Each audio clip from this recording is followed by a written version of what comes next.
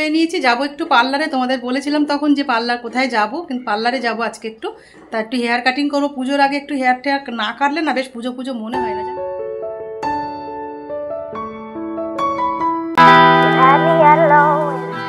Good morning friend, তোমরা সবাই কেমন আছো? আশা করি খুব ভালো আছো, সুস্থ আছো। আমরাও ভালো আছি। দেবনাথ ফ্যামিলিতে তোমাদের আরেকবার স্বাগত। আজকে হচ্ছে শুক্রবার আর বাজে হচ্ছে এখন 9টা 10। তা এখন থেকে ব্লগটা শুরু করলাম, রান্নাঘর থেকে শুরু করলাম। তা রান্নাঘরের সমস্ত কাজ করে গুছিয়ে রেখেছি। মা এসছে, বুঝতেই পারছো সকাল থেকে একটু ল্যাদ খাচ্ছি বিছনায় শুয়ে। তারপর মা চা করলো, চা খেয়ে নিলাম। মা, আমি তো ঠাকুর দিতে পারবো না, মা ঠাকুর দিয়ে নিল, ওই জন্য একটুখানি ল্যাদ খাচ্ছিলাম। বুঝতেই তো পারছো মা আসলে মেয়েরা একটু ল্যাদ খায় বিছনায় শুয়ে। তা উঠে এখন এই রান্নার মা মোচাটা কেটে দিল। আর কি কি রান্না করবো আজকে তোমাদেরকে একবার দেখিয়ে দিই আজকে কি কি রান্না করব। তো এই যে রুই মাছের মাথা ধুয়ে নুন হলুদ মাখিয়ে নিয়েছি, এটা করব সোনামুগ ডাল রুই মাছের মাথা দিয়ে। আর হবে নারকেল দিয়ে মোচার ঘন্ট, নিরামিষ বানাবো এটা। আর হচ্ছে আর এই এক সপ্তাহের জন্য আমি মশলা রেডি করে গুছিয়ে রাখবো। মশলাটা শেষের পথে অল্প একটু আছে, যা আছে আমার রান্নাবান্নাকে যে মহলার দিনকে পুরি বানিয়েছিলাম না ছাতুর, সেটা কিছুটা রয়ে গেছে। মার আর আমার জন্য একটু ব্রেকফাস্ট বানিয়ে নেবো, ওটাই হয়ে যাবে। আর করব হচ্ছে পটল আলুর রসা, কেন মা রুই মাছও খায় না, রুই মাছের মাথা দিয়ে ডালও খাবে না। মা মোচার ঘন্ট, বেগুন ভাজা আর তোমার পটল আলুর রসা। রান্না বান্নাগুলো সমস্ত কমপ্লিট করে তারপরে এক জায়গায় যাব। কোথায় যাব সেটা তোমরা পরে জানতে পারবে, কোথায় যাচ্ছি না যাচ্ছি। তো চলো রান্না বান্নাগুলো আগে কমপ্লিট করে নিই, তারপর তোমাদের সাথেও কথা হবে। চলো মশলাগুলো আগে বেটে রেডি করে নিই।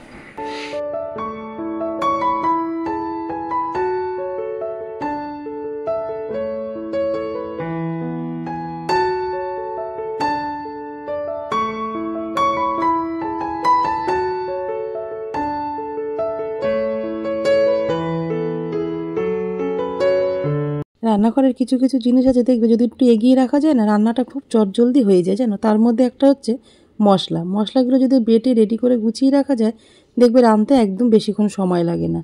ওই জন্য সপ্তাহে মশলাগুলো করে রাখি, তারপরে শেষ হয়ে গেলে আবার করি। আর এখন তো গুঁড়ো জিরেটা খাওয়া বন্ধই করে দিয়েছি।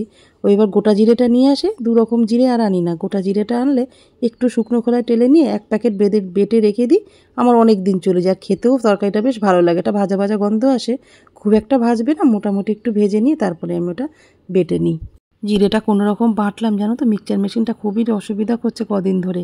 আগের দিনও বাটতে পারছিলাম না, খুব কষ্ট করে বেটেছি। আজকেও খুব অসুবিধা করছে। কোনো রকম জিরেটা বাটা হলো, আদা কাঁচা লঙ্কাটা আর বাটতে পারলাম না। ওটা ওপর থেকে না খুলে আসছে, ওটা বাটিটা কিছুতেই বসাতে পারছি না। তা মা বললো আমি শিলে তাহলে একটু আদা আর কাঁচা লঙ্কা অল্প করে একটু বেটে দিই মোচার জন্য, তাহলে হয়ে যাবে। অতগুলো লঙ্কা বাটতে তো পারবে না উনি, ওই জন্য বাটতে দিলাম না। 4-5টা মতন লঙ্কার একটুখানি আদা বেটে নিলাম। আমি মাঝে মাঝেই শিলটা ব্যবহার করি জানো তো, যখন ইচ্ছা হয় শিলে মশলা বেটে রান্না করতে আমার বেশ ভালো লাগে, কিন্তু হাতের জন্য তো সবসময় হয়ে ওঠে না। ওই জন্য তো দেখো 4খানা পুরি মতন ভেজে নিলাম, বড় বড় আর মোটা মোটা আছে না, 2টো করে খেলেই পেট ভরে যাবে। আর একটু লিকার চা করে নিলাম। লিকার চাটা একটু মিষ্টি দিয়ে বানিয়েছি, মা একটু মিষ্টি চা খেতে বেশ ভালো লাগে। তো দেখো ব্রেকফাস্ট আমাদের করা হয়ে গেছে। বাবু যখন সকালে বেরোয়, ও নিজের ব্রেকফাস্টটা নিজেই প্রত্যেক দিন বানিয়ে নিয়ে যায়। আজকে নিয়ে যেতে মনে হয় ভুলে গেছে, দেরি হয়ে গেছে, বানাইনি। ওই জন্য ব্রেকফাস্ট করতে এসছে, তাই জন্য ওর জন্য একটু ডিম সেদ্ধ দিয়ে দিয়েছিলাম, সেগুলোও দাঁড়িয়ে দাঁড়িয়ে খাচ্ছিল। আবার খেয়ে এখন বেরোবে, 12:30টার দিকে বাড়িতে আসবে। তা 2 ছেলেকে নিয়ে একটু মজা করব, দেখবে আমাদের স্যামটা কীরকম করবে। ও দাদাকে ধরলে, ওর বাবাকে ধরলে না, ও আমাকে ধাক্কা মেরে ফেলে দেয় জানো তো। ও দাদার আর বাবার গায়ে একদম হাত দেওয়া যায় না। যদি আর কি করছে দেখো, চুল ধরছি না ছেলে, ও ভাবছে কি ও দাদাকে মনে হয় আমি খুব মারছি, তো ও লাফ দিয়ে উঠতে চায়, কিন্তু আজকে উঠতে পারছে না। ও কিন্তু আমার বুকের পর্যন্ত পা তুলে দিয়ে উঠে যায় জানো তো। আজকে ওই গলায় গাঁটটা দেওয়া রয়েছে বলে ও উঠতে পারছে না। তো সে কী যে কিউট ছিল, তোমাদের কি বলে বোঝাতে পারবো না। সে 45 দিন থেকেও আমার কাছে জানো তো। আমার এই 2 ছেলে নিয়েই আমাদের এই ছোট্ট সংসার, এই 2জন যে আমাদের কাছে কি তোমাদের বলে বোঝাতে পারবো না। তা দেখো দাদা চলে যাচ্ছে, তাই দাদার কাছে একটু আদর খাচ্ছে।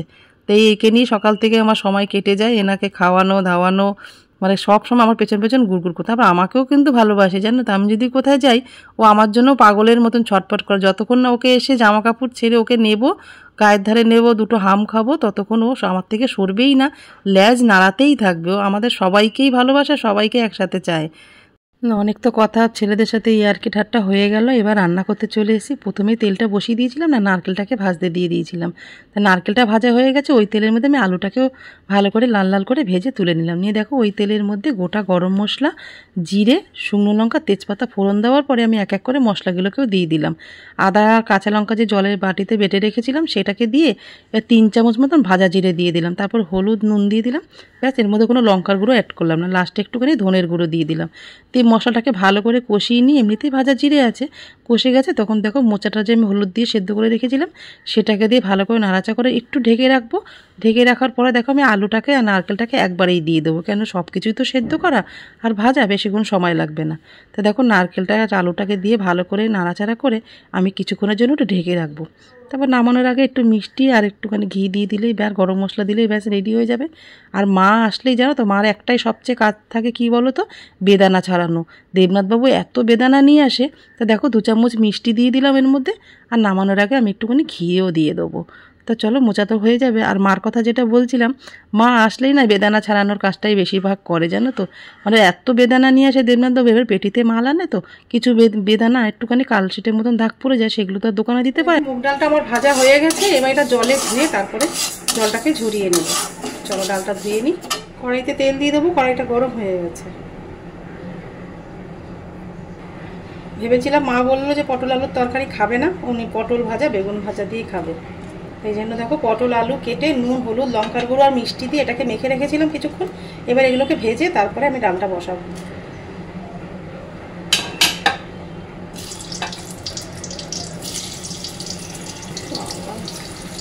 বেগুন পটল ভাজা হয়ে গেছে, এবার এই তেলের মধ্যে মাছের মাথাগুলোকে ভেজে নেব।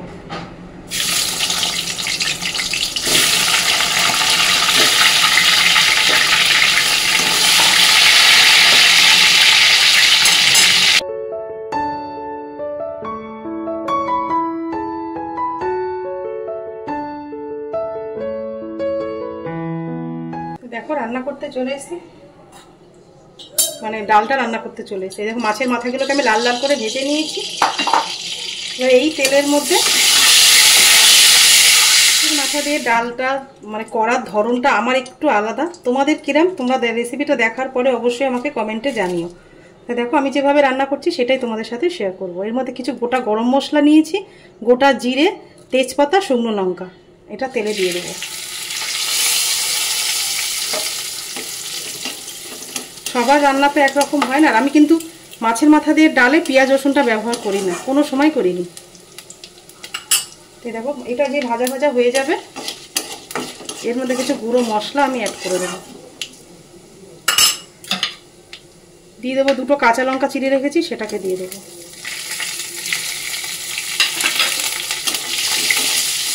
মশলাটা ভাজা ভাজা হয়ে গেছে, এবার একটা গোটা টমেটো এর মধ্যে দিয়ে দেবো।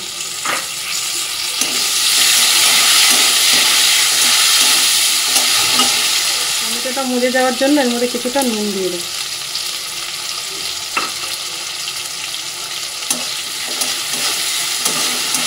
দিয়ে একটু মজে গেছে। দেখো এর মধ্যে কিছু মশলা নিয়ে নিয়েছি, ভাজা জিরে বাটা, আদা বাটা, হলুদ, নুন, লঙ্কার গুঁড়ো আর ধনের গুঁড়ো।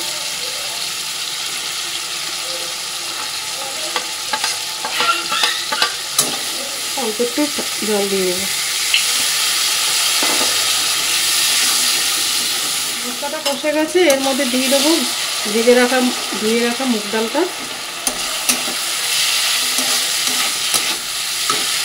এর মধ্যে একসাথে দিয়ে দেবো মাছের মাথা।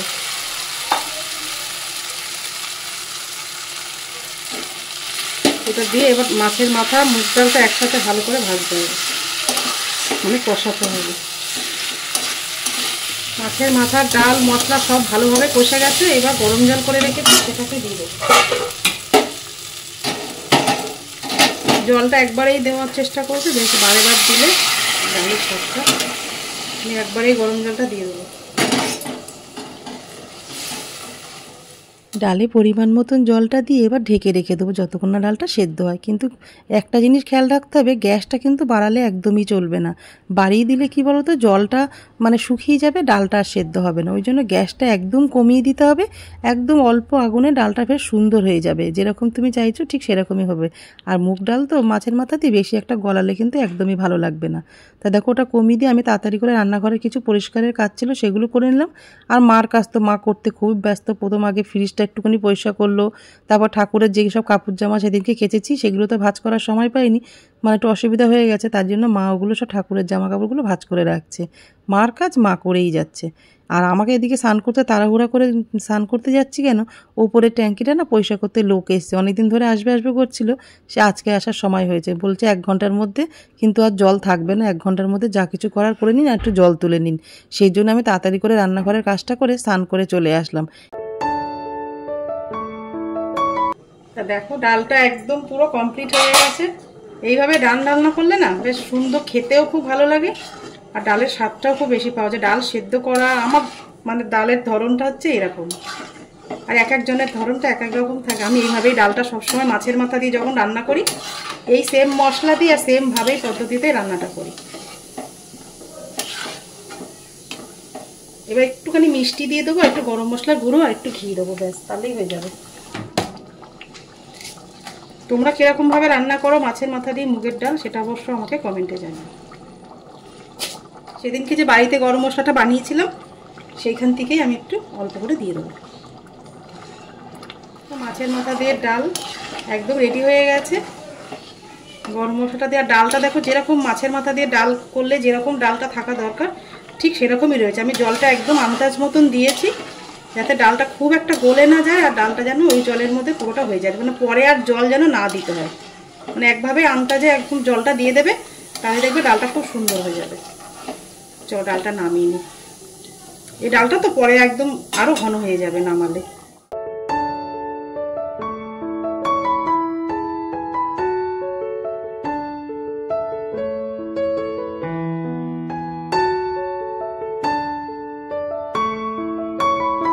সাড়ে 12টা বাজে, তার মধ্যে আমার রান্নাঘরের সমস্ত কাজও কমপ্লিট, রান্নাবান্নাও হয়ে গেছে।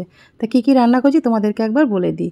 মাছের মাথা দিয়ে সোনা মুগ ডাল, আর হচ্ছে নারকেল দিয়ে মোচার ঘন্ট, পটল ভাজা, বেগুন ভাজা, ব্যাস এই রান্না করেছি, আর কিছু রান্না করতে পারিনি আজকে। রাস্তার কাজ হচ্ছে না, ওই জন্য প্রচণ্ড আওয়াজ হচ্ছে না, ঠিক মতন কথাও বলা যাচ্ছে। রাস্তার কাজ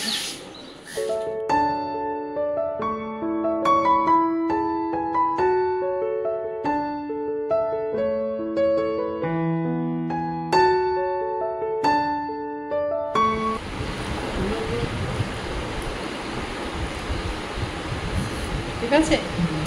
হ্যাঁ, নারকেল মোচা। দেখো মা আমি বাবু সবাই খেতে বসে পড়েছি। সবসময় তো আমি আর আমার বাবু খাই, আজকে মাও রয়েছে খাওয়ার টেবিলে, তাই জন্য দিদা, তারপর নাতি, মা, মেয়ে সবাই একসাথে খেতে খেতে অনেকটা গল্পও হচ্ছে, টিভি দেখাও হচ্ছে, সব কিছু একসাথে হচ্ছে। তো খাওয়া দাওয়া করে এবার যাবো একটু যেখানে যাবো বলেছিলাম তোমাদেরকে।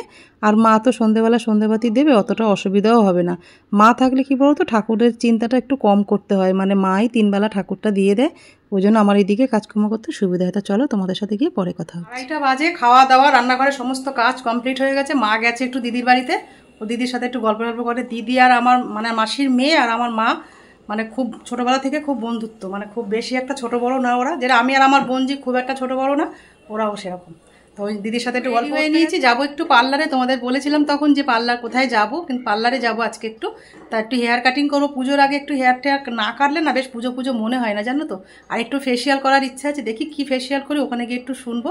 গোল ফেসিয়ালটা করলেই মনে হয় ঠিক হবে, জানো তো। এখন দেখি গিয়ে কোনটা কি করলে ঠিক হয়, সবটাই তোমাদের সাথে শেয়ার করবো। তা চলো তোমরা ব্লগটা দেখতে থাকো, আশা করছি তোমাদের ভালোই লাগবে। তো চলো, দেবনাথ বাবু আসতে এখন দেরি আছে, মার্কেটে গেছে, ওর খাবার দাবার সব রেডি করা আছে, ও খেয়ে নেবে। আর এই সময়টা গেলে আমার ঠিক সুবিধা হয়, ছেলে খেয়ে ঘুমিয়ে পড়েছে, আর আমি ঠিক বিকালের মধ্যে চলে আসবো। সন্ধ্যে টন্ধে গেলে তো মা দিয়ে দেবে, সেরকম কোনো চাপ।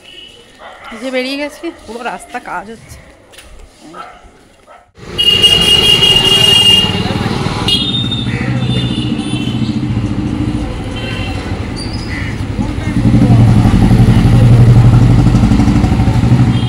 পার্লারে চলে এসেছি, আর পার্লারে এসে আমার মনটা ভীষণ খারাপ হয়ে গেছে, হেয়ার কাটিংটা করতে পারবো না তার জন্য। তো মহালয়ার আগের দিন পর্যন্তই ওদের মানে হেয়ার কাটিংটা ছিল, এখন আর ওটা করছে না, ওদের অনেকটা ব্যস্ত আছে তাই জন্য। তো সবটাই ডিটেলস দিয়ে দিয়েছিল হোয়াটসঅ্যাপে, কিন্তু আমি হোয়াটসঅ্যাপ চেক করিনি। তার থেকে বড় কথা, নতুন ফোন নিয়েছে তো, নাম্বারটা ডিলিটও হয়ে গেছে জানো, ওই জন্য অতটা খেয়াল করিনি।